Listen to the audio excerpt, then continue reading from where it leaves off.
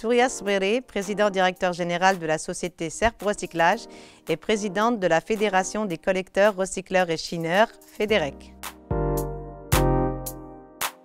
La gestion des déchets au Maroc aujourd'hui est scindée en deux. On a les déchets industriels qui sont correctement gérés par les professionnels du recyclage et de la gestion des déchets et des collecteurs.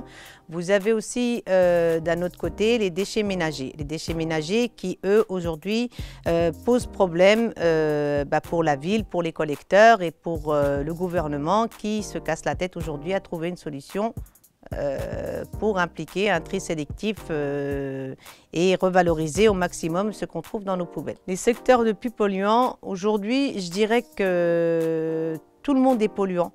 Tout le monde pollue, plus ou moins. Par exemple, le secteur de la transformation qui va transformer le produit comme de base, qui va être les cimentiers, les chimistes, le garagiste du coin qui lui-même il va faire sa vidange, il va jeter son huile dans les égouts, devient polluant.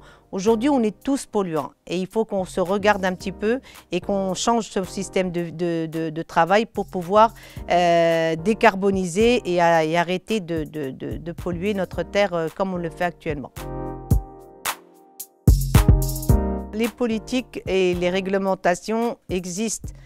Toute la partie loi, par exemple la loi 2800, les décrets qui sont sortis autour de cette loi, la charte de l'environnement, tout existe. Il manque juste le contrôle.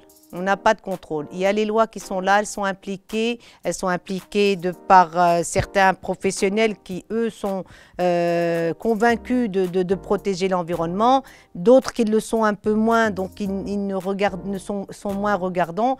Au jour d'aujourd'hui, il faut beaucoup plus de contrôle pour permettre à ces lois d'être correctement appliquées. L'économie de la gestion des déchets est fragmentée par plusieurs secteurs. On a les plus gros qui sont les collecteurs, les délégataires de ville. On a les industriels privés qui travaillent pour le compte d'industriels privés.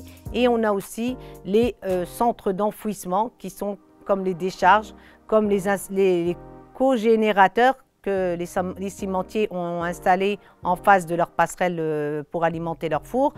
C'est une économie, quand on la regarde sur ce point de vue-là, en globalité, effectivement, elle prend 30 à 40% de l'économie marocaine en chiffre d'affaires.